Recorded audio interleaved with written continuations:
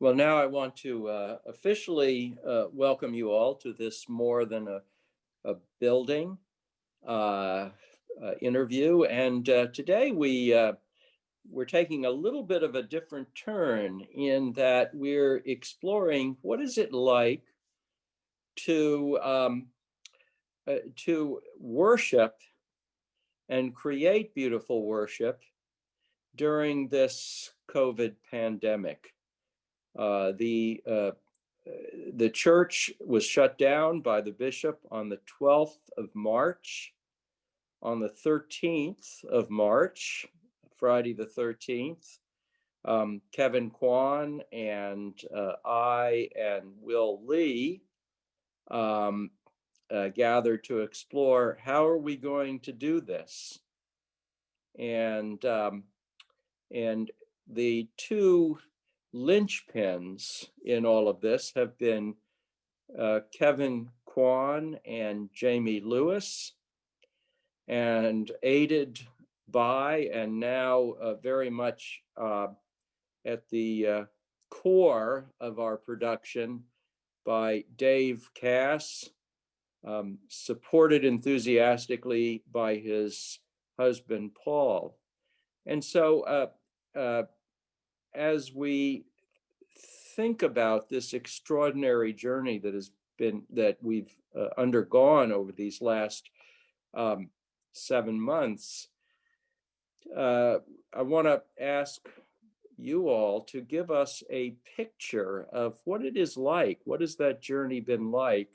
And what is it like now to put forth both a recorded liturgy, but also as we now move into the the potential live streaming, what that is like.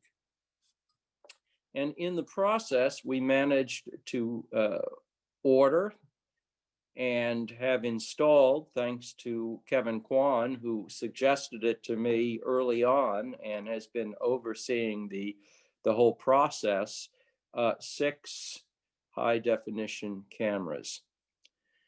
But before I get there, I want to ask our presenters, how are you? Because we're all journeying through this and there's a lot of work to be done. So I want to start with you, Kevin. How are you? Hi, everyone. I'm good. I just got back from the in-person service, which has been now going for about 4 weeks, and we're kind of learning the rhythm of that service. We started out a little simple, and now we're going to be adding a few more musical items. So that's been a good process so far. But overall, I'm fine. We're now that we're kind of 7 months into it, we've kind of learned to get into that routine of recording, editing, producing, and posting. And I think we're pretty comfortable with that schedule, and I'll talk more about that later. So thank you.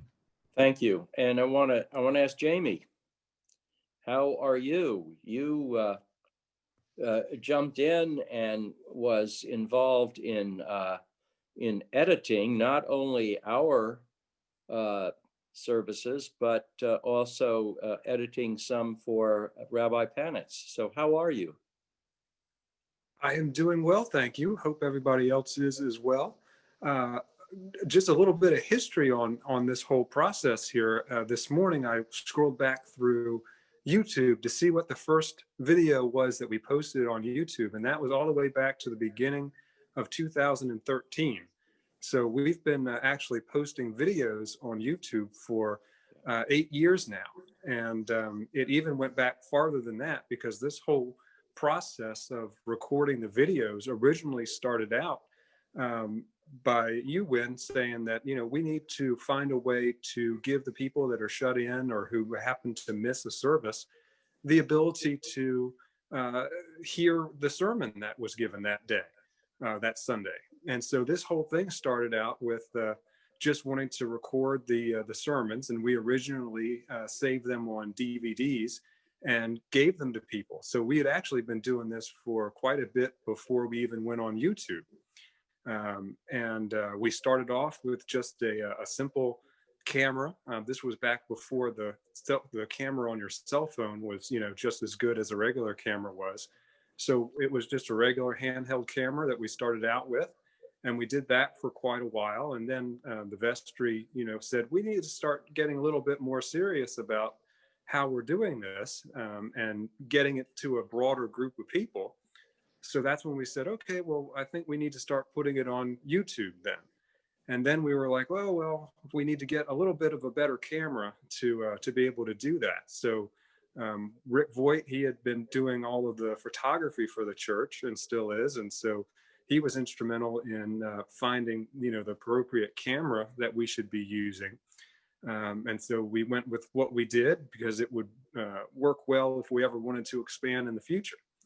So we got that camera that we still are using, and have been using that ever since. And like we were saying back then, now that we have all these nice new cameras, it can perfectly integrate with those new ones. So it's definitely been a progression, and I think everybody is doing a great job, taking it one step at a time, and everything is improving as we move along. So from where we started out to where we are now, it's been a great improvement.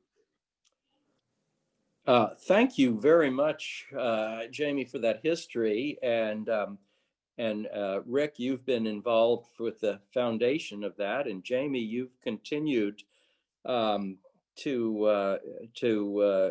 be incredibly faithful to the recording over the years. And now it is of necessity, because of the COVID, expanding.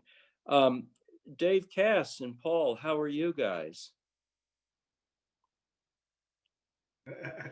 Good morning. We are doing fantastic. We're in good spirits, and just back from the in-person service. That we enjoy getting back out of the house, and that was refreshing to be there and seeing at least this much of everybody's faces. Well, that's great. And Dave has been a part of the creative team. So you will notice that as we have expanded the creativity, the visuals, that is a lot of that is Dave's artistry. And now you will see him in the back with Will Lee and others to managing the iPad that is our board. So with that, I want to turn it back over to Kevin to just to begin to paint a picture of the progression and what it's like from the beginning to the end to produce a Sunday service. Thank you. As Wynn said, back in March, we had a very short time window to transition into a virtual church. And in my experience and in my mind, I kind of had a picture of how that would go. There have been many examples out there that we could learn from: the Washington National Cathedral, Grace Cathedral in San Francisco, my old cathedral in San Diego, all have had streaming videos. My old church in New York had audio streaming, but not video. We didn't have to worry about hair and makeup. But it was so in my mind, I had models of how we would do it. It was just whether or not we could do it with the equipment and the resources that we had. And so what we did on that first day, I think Jamie was at that meeting with Will and Wynn, we kind of decided early on that we were going to pre-record rather than stream. And the difference between that is just, we record something earlier in the week and then we edit it and post it on Saturday night or Sunday morning, rather than gathering on Sunday morning in person and trying to stream it. And the reasons for that were because of the equipment that we had at that point. The internet connection that we had in the church was a big factor, and the reliability of that and the Wi-Fi and all of that. So it was just safer for us to pre-record it. Since then, I think that's been a good decision, because a lot of churches that have just chosen to stream on Sunday morning have had many technical difficulties. We experienced some of that this morning with our stream.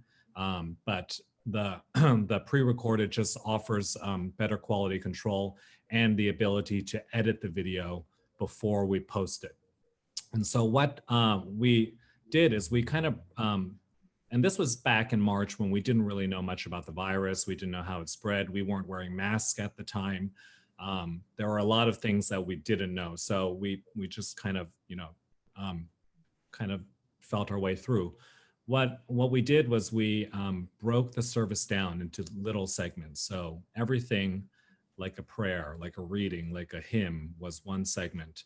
And what we would do is we would film it and then edit it. Now that sounds very simple, but what it does involve is a lot of kind of behind the scenes work, scheduling the people to come in to film during the week, and the musical clips and the spoken word clips are usually filmed at different times so that we didn't have more than a few people in the room.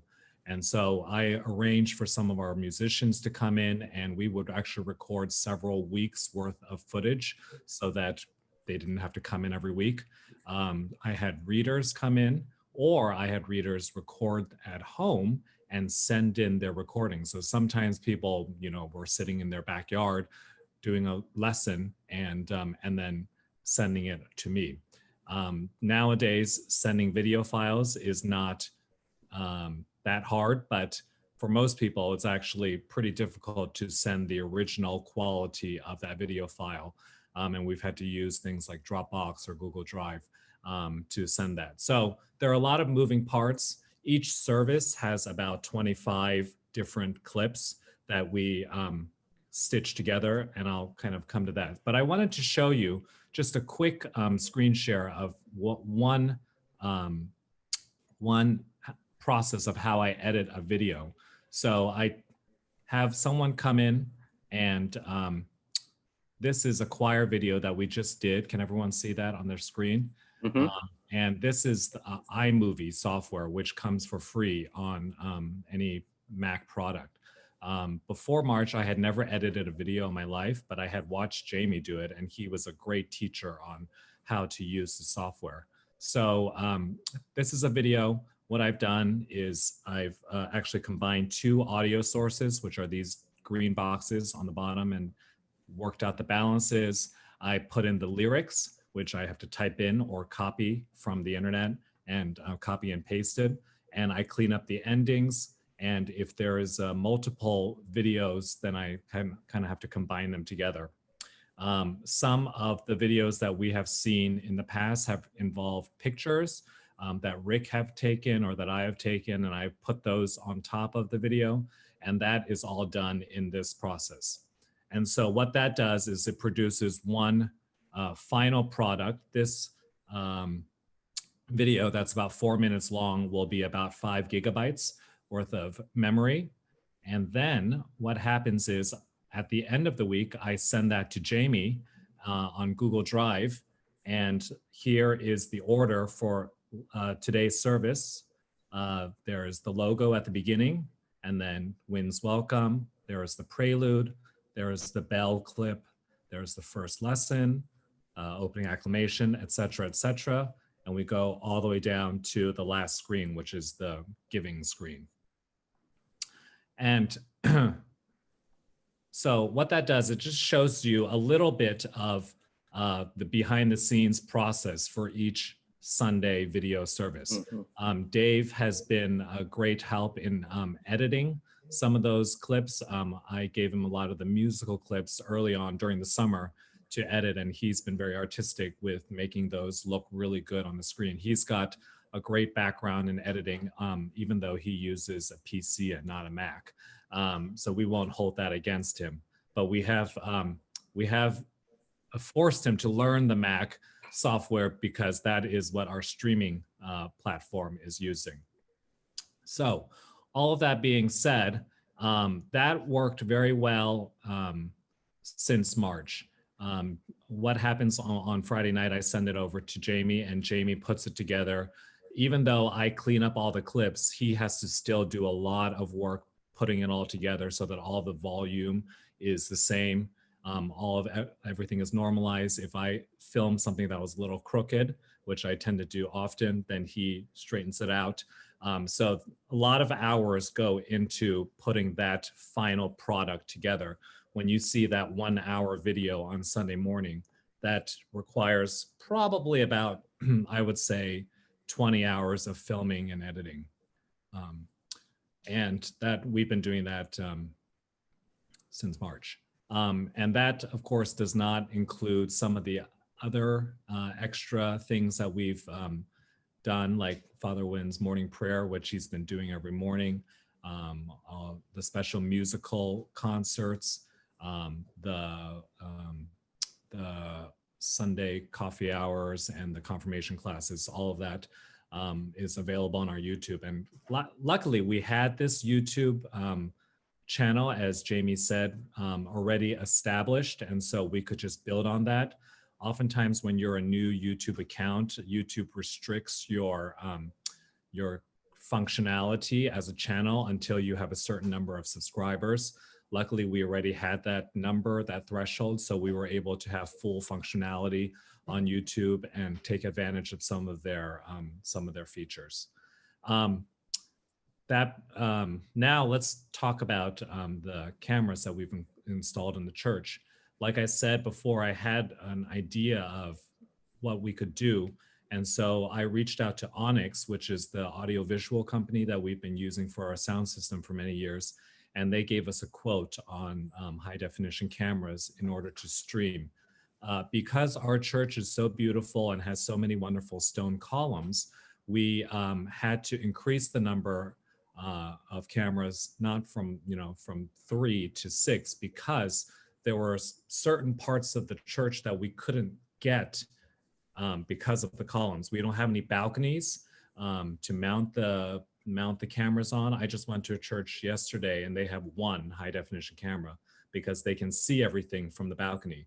But because we have the choir, we want to face the congregation, we want to have the chapel, we want to have all the different points of view, we had to get 6. And that has really turned out to be a good thing because now we have more options and we can cover basically every corner of the church with our equipment. We've tied that into our existing sound system, and we basically have set up a platform to stream the videos. That included upgrading our internet in the church so that we have a reliable internet connection. So a lot of technical mumbo jumbo, I know, but it has involved a lot of work and a lot of learning on my part to really kind of understand what is required for all of these things that look so natural on the screen. And Jamie and Dave can talk more about their contribution to this process. But I'm really grateful to them and to Will Lee, who's not here, but he has been invaluable in integrating our videos into our website and giving a lot of his technical expertise on how to do all of these things. It's just been, this is the new reality that we're living in. And I'm glad that we've had the support to make this happen. By the way, most of the stuff that I've been recording, I've just been using my iPhone before the cameras. And the iPhone quality is really pretty decent. And so we will kind of start to move away from the iPhone and use more of the in-house cameras. But the iPhone is still really a great resource to have. Thank you. Kevin, before we turn it over to the others, just one comment and a question.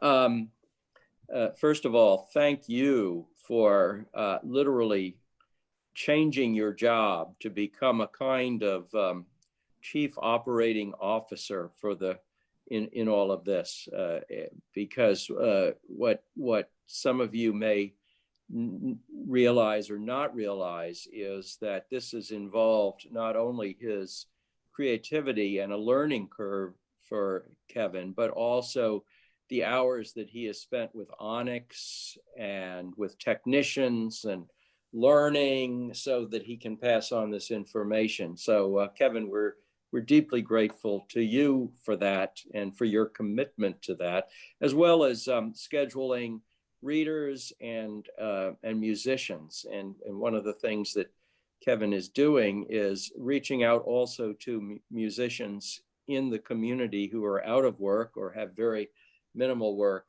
and so that we can help them and I think that builds a tremendous relationship with them for the future. So that's one thing. The question I have is talking about YouTube. I know, and you and Jamie can both answer this question. I know how long it takes just to upload a 15-minute morning prayer to YouTube. When you start uploading these segments, how much time are you talking about? Well, I'll just say that I don't upload the final video, but I have uploaded other videos. One time I uploaded a 30-minute video of a concert, and it was about 50 gigs worth of memory. It was a large file because we try to record in high quality, high definition, so that it transfers to YouTube in high definition. And it took 8 hours to upload. So I had to leave the computer on, and luckily I didn't have anything else to do at that time. But I'll let Jamie kind of answer that. Yeah, Jamie. For me, really, the uploading part is not that bad. But I will say, kind of a funny story. When we first started out doing all of this, the real problem was saving the actual final file. And that takes quite a bit of computer resources to save that final file. So when we first started doing this a number of years ago, I would start saving that file sometime, in the evening, and it would actually take all night and into the morning for my computer to save that file, just because the computer was an older computer, and it really wasn't. It was an Apple computer back when they still had removable batteries, so it was an older computer. And because the computer was working all night, basically at 100% to save that file, it actually exploded the battery, and so because it got so hot, and so I got a new battery for it, and a couple months later, maybe 6 months later, battery exploded again. And so I said, well, I'm not buying another battery. I'm just going to leave it plugged in. So then I was like, well, I think I need to get another computer that's more high power to be able to save these files. And once I did that, that saving process went from a all night and into the morning thing to about a half hour. So it was an incredible performance jump. And so at that time, saving the file was the hardest part, or the longest part, I should say. And now when we save the files, it takes maybe 15, 30 minutes to save the final file, and then maybe 30 minutes to 45 minutes or so for it to upload to YouTube. And it depends on your internet connection and so forth. So but now that I have a good computer to use to save the files, it goes pretty quick to save the files. The editing and all that takes a lot longer, as Dave, I'm sure, can attest to, and he's really the one doing the hard editing for adding all of the pictures and so forth that you see with all the musical clips. So. Well, Jamie, I again, I want to thank you as well for your faithfulness through the years, and what an interesting journey it has been, as you pointed out, from the very beginning. When I came to Christ in St. Luke's in later 2010, the Wi-Fi, I think you'd had Wi-Fi and it had languished, so we didn't have Wi-Fi then, and we didn't have an interactional web page. So that was, it just tells you how much has changed in 10 years in technology and what we're able to do now, but thank you for being such a mainstay in that and for continuing to do that. I want to move to Dave Cass. And Dave, tell us a little bit of the story of your involvement and what you're seeing and what your thoughts are. I have, for a very long time, done some video stuff as a hobby. I enjoy playing around with that kind of stuff. I had some software and some experience just with our vacation films and some family stuff. And so when I saw what the church was doing, I mentioned to Kevin that I'd be happy to volunteer and help with that. And I guess early in the process, I was taking some of the raw footage that that Kevin had on the organ, or that Marge had on the organ, and then mixing that together with some photographs that I had taken and some photographs from Kevin, and then eventually we got access to a lot of shots from Rick, and just started playing around with some of the you know, more theatrical type of cuts between scenes, and interlacing some shots from the church into the music, getting some close-ups of fingers on the keyboards and feet on the foot pedals, and I've actually worked myself out of a job a little bit there, because Kevin has really started doing a lot of those on his own, just picking up on some of the techniques that I had used. And so Kevin, I don't know how many hours are in your day. It's certainly more than the 24 that most of us get, because I don't know how you fit all this stuff in. But so Kevin and Jamie are really doing the lion's share of the work now on the pre-recorded video. And I have been spending some more time on trying to get familiar with the live streaming software and the equipment that we have there, and putting together a handbook for us to use back there, so that there's some pictures and there's some troubleshooting guides. So like what happened today, when just as the service was starting, the lights blinked in Ghent, and Kevin lost the blower on the organ, and our system completely reset itself. So if you tried to watch the live stream today, you'll see that there was a few minutes, and then it just stopped. There was no sound, and then the picture went off, and that was Will and I in the back, desperately unplugging wires and plugging them back in, and clicking different buttons, trying to figure out what we could do to get it back on.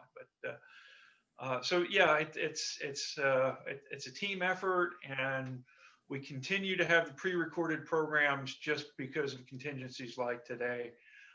And then I've also been trying to get some work done on some of the other projects that we're looking to have on the church's website, like the virtual tour and stuff like that. And it's just a matter of trying to find time to fit all this stuff in. Yeah, I hear you. Well, so grateful to you, Dave, as well, and Will Lee. What a remarkable thing, and what you all have been able to do too, in terms of in having a virtual service, putting it together. You've been able to give us enhancements that would not be able to be done in a live service. I thought that, for example, the Palm Sunday reading was a classic example of that in the terms of the artwork.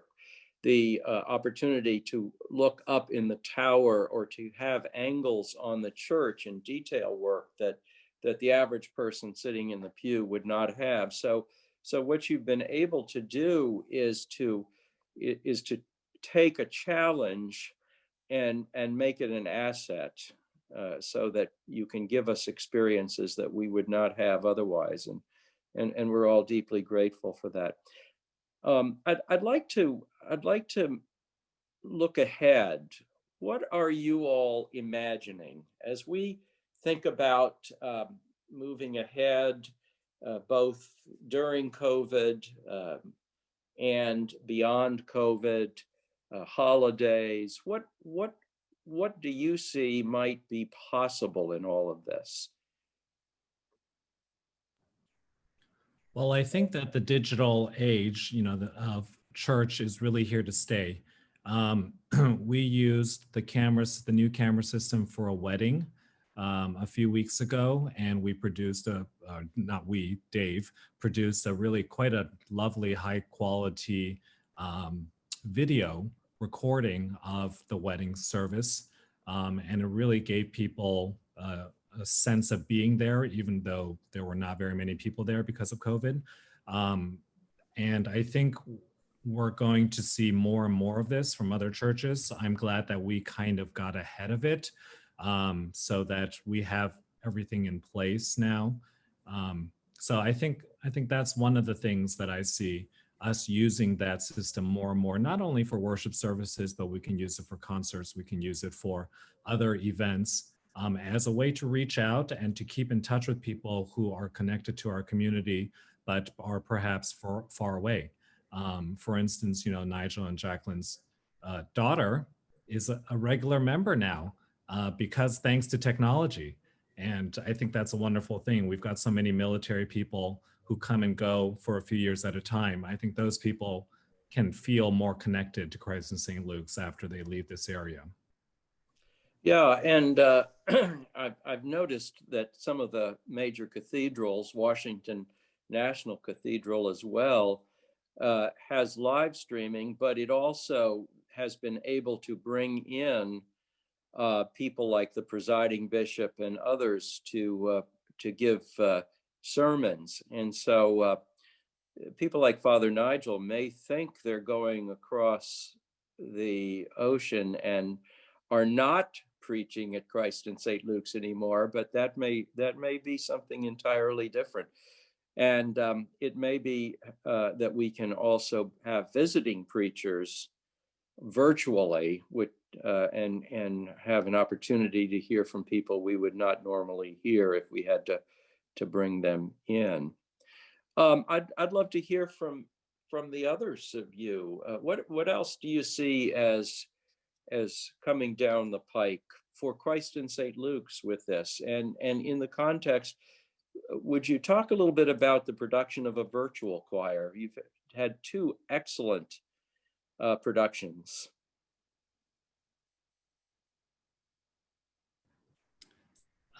Yeah, in terms of the virtual choir, I actually farmed that out to someone else because I don't have the expertise or time for that. That requires a lot more dedicated time for the virtual choir. And for those of you who haven't seen it, it's all the choir members singing from various places, and we kind of glue it all together and make it sound like a real choir. So those have been received very well. I think we've done 3 of them so far, and we have Three, some I'm sorry. more Yeah, coming up for Advent and Christmas. right. But yeah, that's one of those things. It does look great on the screen, and people love it. Musically, it's not very satisfying, just to be honest, because you're singing to yourself into a screen, and you hear only yourself and pick up all those mistakes, and you probably do it about 15 or 20 times before you get a good take. So I love the idea of a virtual choir, but I know that the participants, our lovely choir members, probably don't they don't get much out of it, except kind of the final product. But yeah, we do realize the importance of that, and so we're continuing to do that. But it does involve a lot of time and editing. The first virtual choir took 40 hours of editing. Speaking of how laborious this can be, all of you are incredibly gifted in doing this. How can I phrase this? What do you find enjoyable about the process, and what do you find challenging about the process of everything from producing the video service, the virtual service, to now working the board in the back of the church for a potential live streaming. I'd love to know kind of what is satisfying for you, as well as what is challenging, what is draining, I would say. And anyone can respond.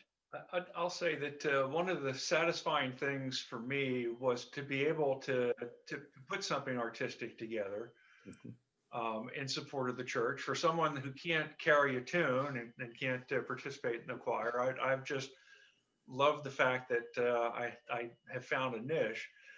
One of the challenging things now is that we've been doing this so long and putting so many videos together, is coming up with new content that doesn't start getting too repetitive.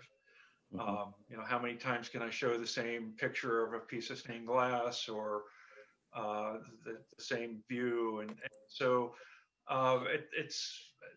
it continues to be fun for me, just because of those challenges of keeping it fresh, but also having to have a steady thing. And then I always love learning new things. So I'm just in my element here of learning this and writing a handbook and sharing it. And so, yeah.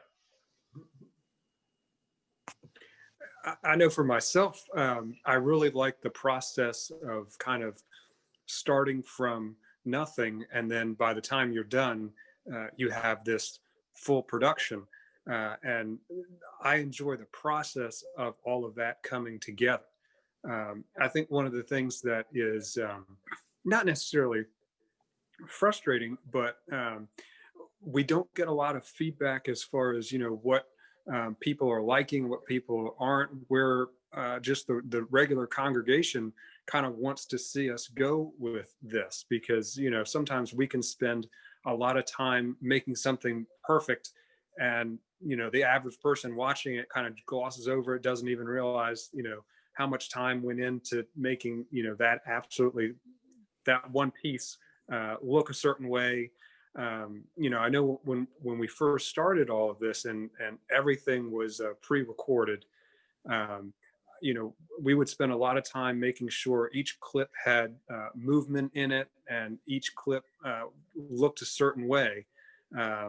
And you know, will the average person that's looking at it notice any of that? Probably not. And so it's kind of like, what do you spend your time doing, and what can you just kind of I don't want to say good enough, but you know, where should we be focusing our time and our energy into making sure that people see what they want to see.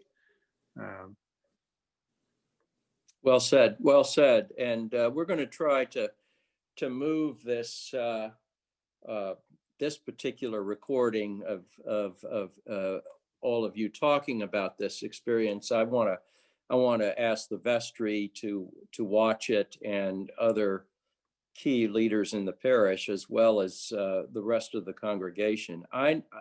As frequently happens, it comes to some of the appreciation comes toward me, not for doing it, but for the incredible quality of it. So I think I think you're right, Jamie, and I think it's my job to help people to understand the amount of work that goes into that. Kevin, how about you? The pro of one of the good things is we have a lot of content. Since March, we've produced a lot of content. The bad thing is that we produce a lot of content, and it can get lost. You know, on a given weekend, we have the pre-recorded service, we have the live service, we have this coffee hour, we've got centering prayer, we've got Sunday school, we've got confirmation class. Last week we had adult forum. We have all those, a lot of those videos are out there, and it's realistic that most people won't watch more than maybe one or two of them. And Right. So some of our things get very few views, and some of them get more. the virtual choir that I released last Wednesday got 1,500 views on Facebook, which is great. But that's a 3-minute clip. If we post this video, normally we would get maybe a dozen or 2,000 views.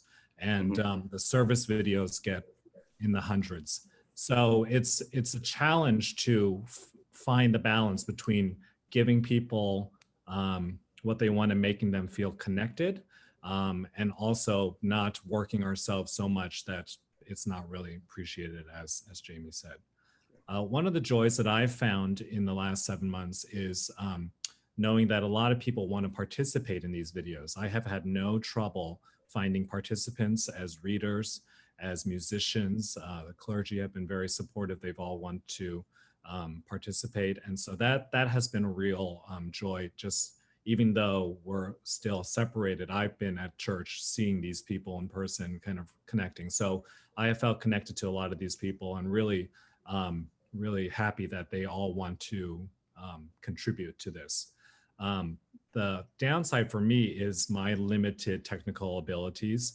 When I'm editing a video and I don't really know how to splice this perfectly and it doesn't sound quite right, I've run into quite a bit of that, and I've tried to learn through YouTube videos and asking Jamie things like that.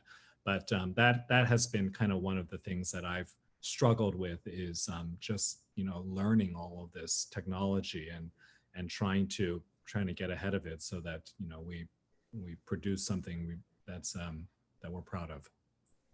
Well, thank you. And it is an extraordinary production. I've said to Kevin, I think he could probably start with this team, Kevin and Jamie and Dave and Will could do a movie production. I am appreciating the experience now as I'm learning iMovie. The vestry allowed me, parish purchased an iPad Pro for me after my old iPad Air was hitting the dust and no longer worked. And so I've started to work with iMovie, and it is, I mean, it's a phenomenal tool, but I'm just a beginner, and so I can appreciate the amount of time and skill it takes to do this. Before we close, I wanted to also ask you all, what maybe start with you, Kevin. What are you thinking about through November? Next week is All Saints. We've got the bishops' visitation, and then we've got the holiday season. What are you thinking about in terms of that and the use of technology? While we are introducing more musical elements to the in-person service, we made the decision to continue both tracks, the pre-recorded service and the in-person service. We kind of have two parallel tracks going. The pre-recorded service has a lot more musical elements. It has singing. It has more kind of visuals and stuff like that. And the live service is for the people who are there, but it doesn't have any singing. So we made a decision to have both tracks, because I know a lot of people appreciate the music and they want to hear it, and they can hear that in the pre-recorded service. But we are going to start some of that in the in-person service next week. That being said, I think we will continue to have the pre-recorded service at least through maybe December, so that we can include some of the Christmas music, Advent and Christmas music in there that I can't imagine Advent without music.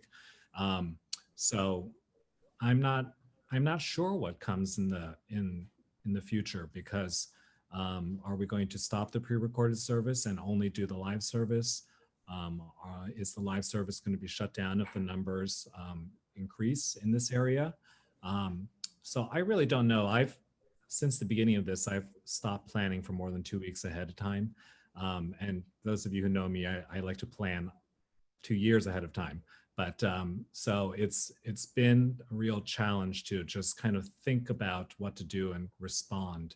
But for now, I'm going ahead and doing planning for virtual music for Christmas and Advent, and just kind of riding that train of both tracks for right now. Thank you. And one thing, just to position this for everyone, is in the midst of all of this, not only is the time commitment huge, but we've also moved out of our offices, are packing everything up. Kevin has been very much at the heart of the coordination of that, as well as incredibly helpful. We had, when I packed my office up, he was there helping. So, so it's been a very extraordinary time for the staff, and I think that's something maybe that the average parishioner, because she or he is dealing with their own struggles through this time, may not be aware of. And so I deeply appreciate all of you, and you, Kevin, for the amount of work that you've taken on, and with a sense of graciousness. I also appreciate Kevin's kindness to those of us he films, because suddenly we become perfectionists when we're being filmed, and so it's a challenge, and he's very good and about redoing things, reworking things, and so I'm appreciative of that. And Jamie has edited out a multitude of sins, so thank you all. We've got about 7 minutes. I'd like to open it up to see if anyone else would like to comment or has a question before we close at the top of the hour. Just be sure to unmute yourself if you're muted. Vicki. I'd like to say, you mentioned before that we were able to see up close the organist's hands and feet. But in addition to that, what I've appreciated is being able to see the clergy as they are blessing the elements for communion. Because normally in a service, we're sitting way back in the congregation and we see your hands kind of moving around a little bit, but the videos are showing us exactly what you're doing. And I got a whole different level of appreciation for communion from that view. So I appreciate not only the artistry that you're doing, but the attention, again, theologically to what is going on. And there have been some other things where I went, oh, it wasn't just communion, it was some other things and some musical elements as well. So I just want to say that a lot of technology, a lot of artistry, but at the heart of it, you never lost the spirituality of it. And I've got a deeper level, and I thank you for that. Thank you, Vicki. And you don't have to raise your hand because I can't see everyone on my screen, on one screen. So just unmute yourselves and jump in. I would just say, for me, the extraordinary thing is the complex of professionalism and grace. That if you all had the same level of professionalism without the incredible degree of grace that you have, it wouldn't be any fun to work with you, and the creativity wouldn't be there. And of course, you could have the tremendous grace without the professionalism as well, and then it would just be lovingly and sloppy, but those two things that come together in this parish are seen everywhere, and all of you are a part of that, and I really thank you from my heart. Thank you, Dave. Other comments or questions?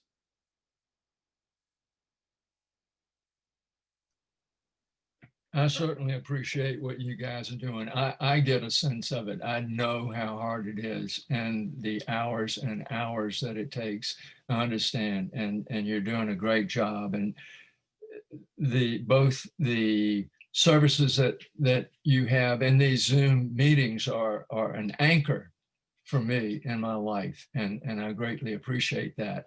And I'll also say I have a number of cousins who are Roman Catholic, and they know Vince from when he was at Sacred Heart, and I have been able to share Vince's sermons with them, and they greatly appreciate it. So the word gets out, and I haven't yet, but I'm going to send some links to a former professional colleague and friend who has moved to Arizona, but he is one heck of a filmmaker, and I want him to see some of what is coming out of CSL, because it really is extraordinary. Occasionally, I have looked around on the web to see what else is out there, and I will tell you that CSL has set a pretty high bar there compared to what else is out there. And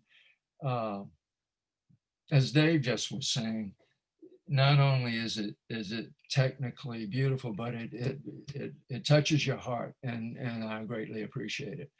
Yeah. Thank you. And I think all of our goals is continual improvement and making things better over time. So, if others have comments like Vicky that, they like this particular portion of the video, by all means, let us know these things so that we can make sure that we include those types of things, and anything else, that suggestions and so forth that people might have to make things continually better.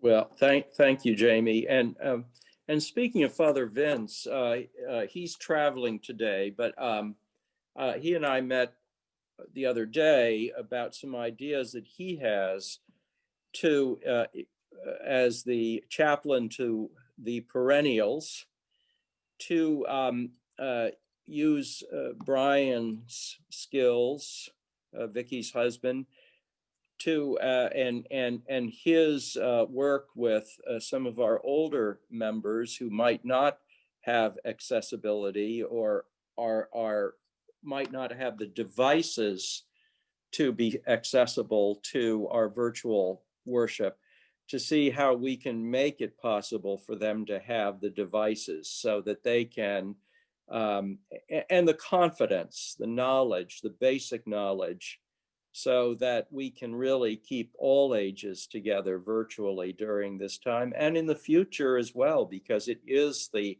answer to the loneliness of being a shut-in, of being without that community, to feel that you're a part of that. And a great success story is of course Leonard Strider, who has been on most every Sunday. Well, I thank all of you, Kevin, Dave. I want to thank Paul for your loving and enthusiastic support. Always in the back of the church, rooting everyone on, and Jamie and Will Lee, and also include in that Emily Stewart. We have a great communication team, advisory team of Kevin and Emily Stewart and Will Lee and myself, and we're adding Vince Connery to that to begin to. We're always asking the question, how can we do better, and how can we reach all ages more effectively? So thank you all very much for everything you're doing. Hey, can I yes, insert one comment real quick before you close this? Of course. That if there's anyone out there who would like to get involved in this, and you're thinking, I don't know how to do that stuff, I wouldn't be any help to them, we would love to show you and take you through this. We would love to have some other folks join us on this team. It's taking 2 people at the back of the church now, where it was just 1 person for the audio team. So if there's anyone who has an inclination that you might want to get involved and help us out with this, don't worry about having to know how to do it up front. We're happy to show you the ropes and bring you into the fold. Beautiful, beautiful. Okay, Leanne, you and I. I wish I had the words, but I mean, it's all been so beautiful. But the one thing that I haven't heard is, and I wish we could find a way that we could show these people who have done such an unbelievably magnificent job what it has meant. If there had only been a way we could measure what it has meant to so many hundreds of people. I mean, I can't even tell you how much it's meant to me, but it is, I mean, I get teary thinking about it.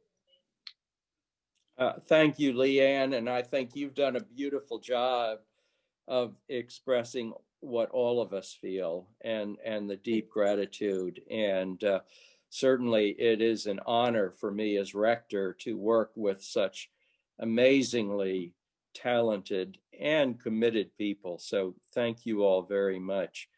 Let me close with a prayer and a blessing. Gracious and loving God, it is amazing that you have brought us all together in this time and this place. And I thank you for those who have given so much during this time when so much is asked of us. I give thanks for Kevin, for Dave, for Jamie, for Will, for Emily, and all whose artistry and care for the church have continued to open our eyes to the wonders of your grace. Now, as we go forth from this time, we pray for your blessing, for your peace, and for your protection as we make this journey, supporting one another, trusting that you will guide us every step of the way. And the blessing, mercy, and peace of God Almighty, the Father, the Son, and the Holy Spirit be with you and remain with you always. Amen. Go in peace to love and serve the Lord. Thanks be to God. Have a good rest of the day.